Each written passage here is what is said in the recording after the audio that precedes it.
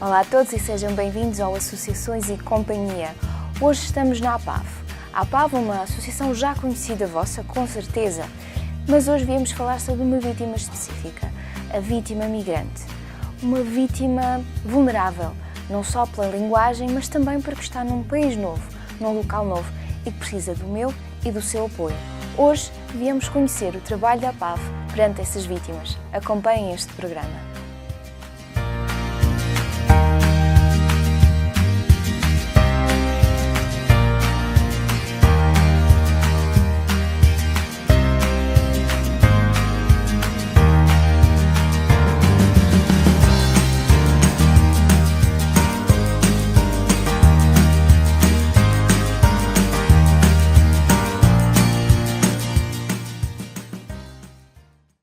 Doutora Joana, esta questão da vítima imigrante é uma questão que começa a ter uma preocupação maior? Sim, felizmente a APAV já trabalha há muitos anos naquilo que é o apoio a pessoas vítimas de crime e de violência, já vamos fazer 28 anos este ano. Esta preocupação com as necessidades mais específicas de pessoas que não têm nacionalidade portuguesa já vem desde 2005, foi a primeira vez que foi criada na APAV uma unidade específica de apoio a pessoas migrantes. E agora conseguimos recentemente, e também graças ao apoio de financiamentos comunitários, estender esta rede e, portanto, alargar a resposta e termos mais uma unidade no Porto, temos uma unidade em Lisboa, temos uma em Portimão e uma nos Açores, em Ponta Delgada, e, portanto, conseguimos, de facto, dar este apoio mais específico às pessoas que não têm nacionalidade portuguesa, sejam migrantes, sejam refugiados, e que sejam vítimas de crime ou de violência e que, por isso, têm necessidades específicas às quais nós tentamos dar resposta. Que tipo de pedidos de ajuda chegam aqui? Temos, exatamente da mesma forma que a APAV recebe uma grande quantidade de pedidos de pessoas que são vítimas de violência doméstica, neste caso mulheres vítimas de violência doméstica, da mesma forma recebemos muitos contactos de mulheres migrantes ou refugiadas que são vítimas de violência doméstica. Ainda assim, a APAV apoia pessoas vítimas de qualquer tipo de crime e esta rede especializa-se também no apoio a algumas formas de crime específicas, nomeadamente tráfico de seres humanos, discriminação, crimes de ódio. Temos vindo a receber mais pedidos de apoio de pessoas vítimas destas formas de crime ou de violência. Relativamente à estatística, de facto, a violência doméstica continua a ser a maioria, mas temos muitas pessoas vítimas de ofensas à integridade física, de burlas, de crimes sexuais, etc. E, portanto, dependendo daquilo que vai vitimando as pessoas, nós vamos recebendo esses pedidos de apoio. Desde há uns anos para cá estamos a assistir a uma chegada de refugiados, mais pessoas chegam cá sem nada, nem sabem para o que fazer. E muitas vezes é nestas alturas que os crimes acontecem e que as pessoas são aproveitadas. Também há situações em que o crime acontece no local de partida e quando chegam cá estão desfeitas as pessoas. Qual é o papel da APAV? A APAV presta apoio independentemente da circunstância ou da altura em que o crime tenha ocorrido. Com certeza que os crimes podem ter naturezas diferentes, é mais frequente, por exemplo, que, e se estamos a falar concretamente de refugiados, que as pessoas nos seus países de origem sejam vítimas de crimes relacionados com questões de perseguição, perseguição política, perseguição de género, eventualmente, ou outros motivos e que possam ser vítimas de algumas formas de violência severa, seja de agressões físicas, seja de tentativas de homicídio ou limitação da sua liberdade. Depois, durante o percurso, é muito frequente que as pessoas sejam vítimas de tentativas de burla, de situações de crimes sexuais, sobretudo quando se trata de mulheres. E à chegada a Portugal são variados os crimes de que as pessoas podem ser alvo, mas é frequente que sejam alvo de situações de discriminação, muitas vezes discriminação pela sua etnia, pela sua religião, pela forma como se vestem ou se apresentam, pela sua nacionalidade. E, portanto, situações de discriminação ou crimes de ódio são frequentes, mas outras situações também, nomeadamente, e como disse, relativamente ao facto de estarem mais vulneráveis, situações de tráfico de seres humanos ou de exploração são muito frequentes. Nós prestamos apoio geralmente em três vertentes específicas, portanto, o apoio jurídico, o apoio social e o apoio psicológico, sendo que não podemos representar as pessoas enquanto advogados, mas apoiamos em todo o processo crime, desde o momento em que a pessoa vai apresentar uma denúncia, por exemplo, e nós não só damos informação de como fazê-lo e onde fazê-lo, como podemos acompanhar a pessoa para fazer esta denúncia junto às autoridades.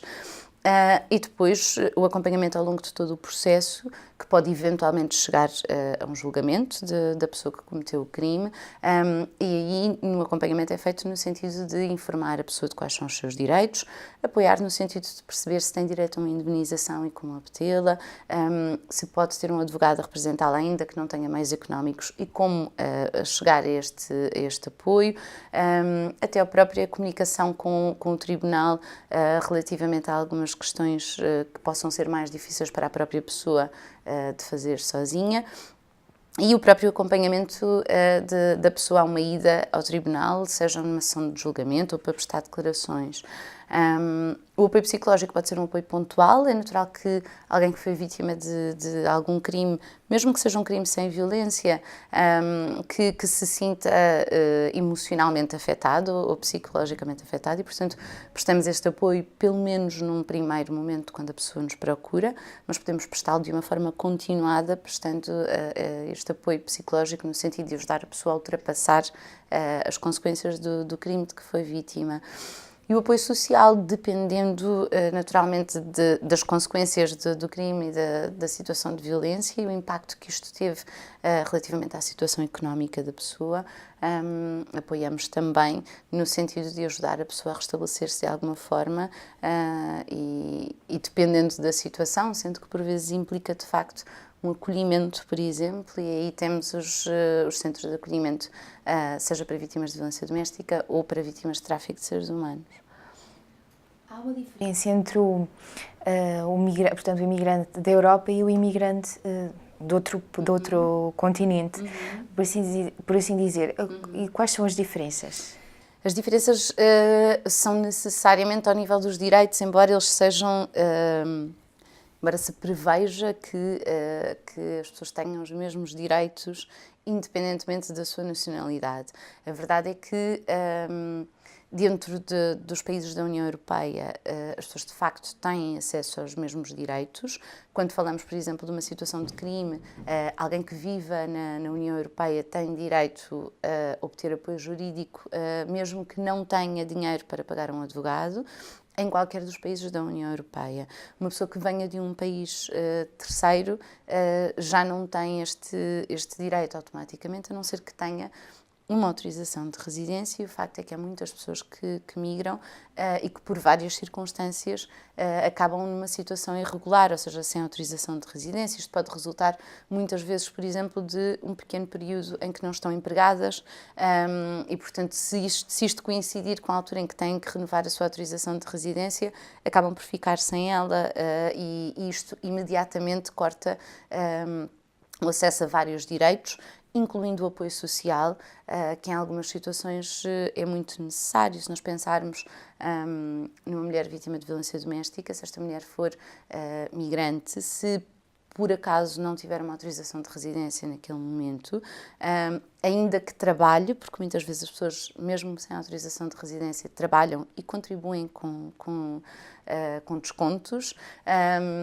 esta mulher não tem mesmo direito de acesso à justiça ou à proteção e torna-se muito mais complicado que possa eventualmente sair da situação de violência em que se encontra. E, portanto, há determinadas necessidades específicas das pessoas que não são nacionais de países da União Europeia, que fazem com que o acesso aos seus direitos possa ser mais dificultado, e é nesse sentido que nós tentamos apoiar as pessoas e dar resposta. sendo que o nosso apoio é prestado também a pessoas de países da União Europeia, independentemente da nacionalidade, e ajudamos as pessoas se elas forem vítimas de crime ou violência. E as necessidades aqui, tal como de outros países que não são da União Europeia, muitas vezes têm a ver com a compreensão da língua, com o conhecimento dos direitos e dos recursos que existem, e que estas pessoas muitas vezes não têm, e portanto o nosso apoio vai nesse sentido de explicar às pessoas como é que funciona a legislação em Portugal, que recursos de apoio é que têm, como é que podem tornar os seus direitos efetivos, e eventualmente mesmo esta ajuda ao nível da comunicação e da língua, porque se a pessoa não fala português terá muito mais dificuldade em compreender o que se passa e em saber o que é que realmente são os seus direitos e o que é que pode fazer. Um imigrante vítima de um crime, que passos é que deve dar a seguir? Então, tal como qualquer pessoa, independentemente de ser imigrante ou não, uma pessoa que é vítima de crime tem direito a apresentar queixa junto às autoridades. É natural que as pessoas possam, de acordo com as circunstâncias em que se encontram, ter mais receio de apresentar uma queixa, nomeadamente, e voltando à questão de se estamos a falar de alguém que não tem uma autorização de residência, é natural que a pessoa tenha receio de apresentar queixa junto às autoridades, uma vez que tem receio, porque as autoridades policiais têm a obrigação de notificar ao SEF, ao Serviço de Estrangeiros e Fronteiras, que tiveram conhecimento de uma pessoa que está naquele momento sem autorização de residência. Isto não quer dizer necessariamente que a pessoa venha a ser expulsa do país, mas é natural que possa ser para as pessoas um receio. E, portanto, é necessário que as pessoas possam perceber se a situação de risco em que se encontram é de facto elevada, e aí, independentemente do receio que possam ter, é importante que apresentem uma queixa junto às autoridades. É necessário saberem o que é que vai acontecer depois de apresentarem esta queixa e participarem do processo de crime. Muitas vezes as pessoas, e isto não só nos imigrantes, mas cidadãos nacionais, se nós não temos conhecimento de como é que decorre um processo de crime, acontece muitas vezes que apresentamos uma queixa-crime, mas depois acabamos por não participar no processo e o processo acaba por ser arquivado e, portanto, é necessário que a pessoa participe no processo, que responda às diligências e aos pedidos de informação do tribunal, que preste declarações, que esteja disponível para indicar provas ou testemunhas e, com certeza, também a perceber quais são as condições em que se encontra no sentido do risco, e isso a APAV está disponível para fazer, de ajudar a pessoa a fazer uma avaliação da situação de risco e perceber que tipo de medidas é que terá que tomar para se proteger face ao autor ou à autora do crime. E, portanto, estes serão os primeiros passos, sendo que, e mesmo antes da apresentação de uma denúncia às autoridades, é possível a pessoa informar-se junto de nós, no sentido de saber o que é que pode fazer e qual é a melhor forma e qual é a melhor sequência de etapas. E, portanto, estamos disponíveis para isso também, de que as pessoas nos consultem antes de apresentarem uma denúncia, no sentido de nós explicarmos e darmos informações sobre o que é que vai acontecer. Há pouco falávamos que a violência doméstica é o que está em primeiro lugar no número de queixas ou no número de vítimas. Nesta questão dos imigrantes também. Os crimes de ódio estão também a crescer? Não existe propriamente uma estatística relativamente a crimes de ódio em Portugal, como infelizmente também não existe em muitos países da Europa. Essa é uma questão que tem vindo a ser muito discutida a nível europeu e nomeadamente em Portugal, no sentido em que, de facto, há que melhorar não só aquilo que é a definição dos crimes de ódio, e porque podemos compreender em termos teóricos que os crimes de ódio se referem a situações em que o alvo, a vítima, é escolhida por um motivo discriminatório relacionado com a sua identidade, mas isto não é assim tão claro na lei e, portanto, a legislação é um bocadinho vaga relativamente a estas questões e, sendo um bocadinho vaga, o seu enquadramento adequado não acontece muitas vezes, e, portanto, não existem estatísticas relativamente a crimes de ódio em Portugal, e, aliás, Portugal é um país que tem sido, de alguma forma, chamada a atenção pelas várias entidades europeias responsáveis por estas questões, e, sobretudo, no que se refere aos direitos humanos, no sentido que é necessário melhorar a recolha de dados relativamente a estes crimes específicos. Ainda assim, nós temos essa percepção de que existem várias situações em que as pessoas são escolhidas como alvos, seja de crimes que atentam contra a sua honra, no sentido das ofensas, das injúrias, etc., como das ameaças ou das ofensas à integridade física mais ou menos graves e que têm por base um motivo discriminatório. É difícil saber se eles estão a crescer ou não, uma vez que os dados estatísticos não permitem essa análise. Mas sim, sabemos que existem várias situações e tememos também, e nesse sentido temos vindo a trabalhar esta questão específica. A APAV tem neste momento a decorrer um outro projeto que se chama Hate No More, em inglês, o ódio nunca mais em português, e que é um projeto europeu com financiamento da Comissão Europeia e com parceiros internacionais, que pretende precisamente fazer a formação de agentes de polícia, de magistrados e de técnicos de apoio à vítima, no sentido de melhor apoiar as pessoas que são vítimas desta forma de violência específica. E teremos também uma campanha até o final deste ano a ser lançada no âmbito desta temática dos crimes de ódio, no sentido de sensibilizar as pessoas para que procurem apoio, porque esta é uma questão que nos preocupa um bocadinho, é de que as pessoas não conheçam os recursos, não saibam que de facto podem procurar apoio se são vítimas de violência discriminatória e onde é que podem procurar apoio. E, portanto, tentaremos também com esta campanha sensibilizar as pessoas para que procurem ajuda caso sejam vítimas de alguma situação deste género. Curiosidade, as mulheres e crianças que são as mais vulneráveis nestas situações? Se falamos de crimes de ódio especificamente, eu diria que não. Mais uma vez, não sei em termos estatísticos, como não temos essa recolha, eu diria que é uma questão transversal e que não se relaciona necessariamente com a idade ou com o género. Porque os crimes de ódio acontecem, como dizíamos ainda há pouco, tendo como alvo características identitárias da pessoa. E, portanto, podem acontecer tanto a homens como a mulheres, ou a jovens ou a crianças. A APAV trabalha em rede, portanto, trabalha junto com outras instituições. Como é que é o funcionamento? As redes funcionam de uma forma relativamente bem coordenada, dependendo do que estamos a falar, mas em geral existem, as redes são formadas por entidades públicas ou por entidades privadas que trabalham no âmbito de várias questões, tanto do apoio social como do apoio direto às vítimas, e que depois se organizam de acordo com aquilo que é a problemática de que estamos a falar. E, portanto, temos desde redes nacionais ou redes locais que se focam nas questões da violência doméstica, por exemplo, em que várias entidades se juntam no sentido de dar uma melhor resposta às necessidades das vítimas, como temos as redes relativas ao tráfico de seres humanos, por exemplo, como temos as redes de apoio a refugiados e, portanto, vão-se coordenando as respostas no sentido de se otimizarem os recursos, e esta coordenação funciona relativamente bem. Existe algum número que se possa ligar de emergência ou por alguma situação que achamos que a APAV deve intervir? Sim. Qual é o número? Nós temos um número gratuito de apoio à vítima, é o 116 006, isto é um número europeu de apoio à vítima.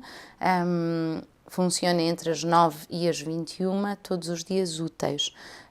Temos uma perspectiva de alargar o horário assim que possível, e esta é uma linha que as pessoas podem contactar se quiserem obter informações, se quiserem expor a situação de crime ou de violência de que foram alvo e procurar uma resposta. Esta linha faz também o encaminhamento direto para os nossos serviços de proximidade, portanto, para os gabinetes de apoio à vítima ou para as redes específicas. E, portanto, as pessoas podem contactar-nos em situações em que precisam deste aconselhamento. É necessário frisar que nós não somos um número de emergência, portanto, numa situação de perigo, a pessoa deve contactar o 112 ou as autoridades policiais diretamente. Nós somos um número de apoio e aconselhamento à vítima e, portanto, podemos com certeza ser a segunda resposta ou a resposta numa situação em que a pessoa não se encontre naquele momento em perigo. Ainda que se encontre em determinadas situações, quando isto acontece, somos nós que apoiamos a pessoa no sentido de contactar diretamente as autoridades, mas é isso. O 116006 é o número de apoio à vítima, é gratuito e nós estamos disponíveis para apoiar quem nos contactar.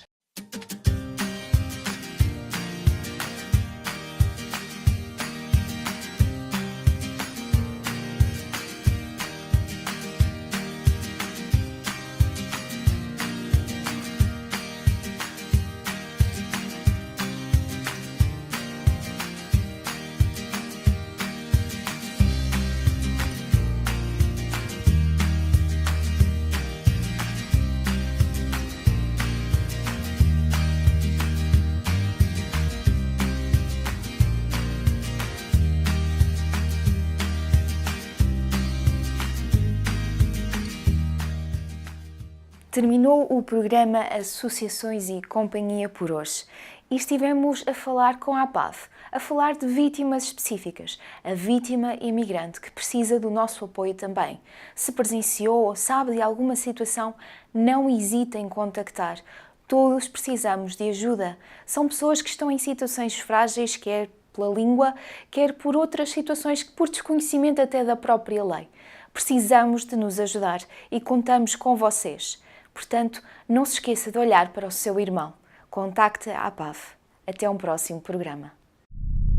Discriminação, ódio ou violência contra uma pessoa ou grupos de pessoas por causa da sua etnia, religião, sexo ou orientação sexual leva a que essa pessoa ou pessoas vivam num clima de insegurança e medo. Viver num clima de medo é viver numa prisão. Se é vítima ou tem conhecimento de alguém numa destas situações, contacta a APAV.